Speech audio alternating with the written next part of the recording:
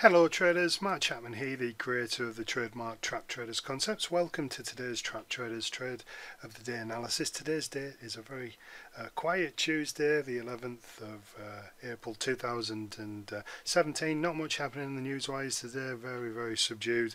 But the only trade out there that looks of interest is a long trade in the euro dollar. We had a bit of an area down here where we had historically had some demand, and price has gone through the level, and a lot of people might believe that then when it pulls back into the level, that would be a good place to sell off, and that's what happened. You see that in there?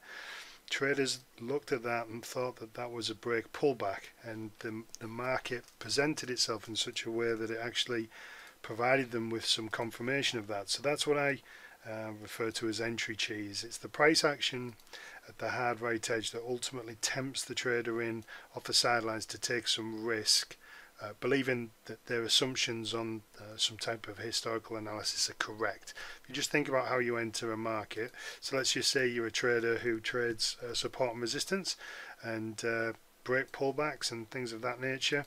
You're doing your analysis based off historical structures, so there would be one touch, there would be two touches, and you would think, oh, okay, there's a double bottom, it comes into the area, maybe it bounces a little bit off it, breaks down.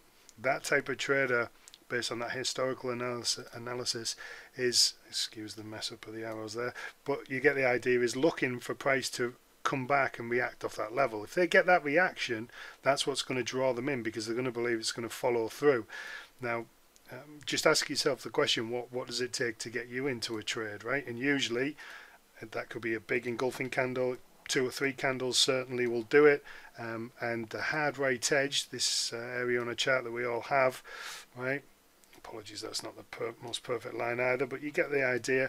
It acts as an optical illusion because it stops you from considering what's actually coming in the future. Those people who went short in there are already in trouble as prices going against them, and where they place their stops, etc., is all very predictable stuff, right above these structures. So they're under pressure. If you sold in there now, right, and you're still holding this position, there's no question that you're under pressure in this scenario. And I always want to enter the market. That's the whole point of trading traps.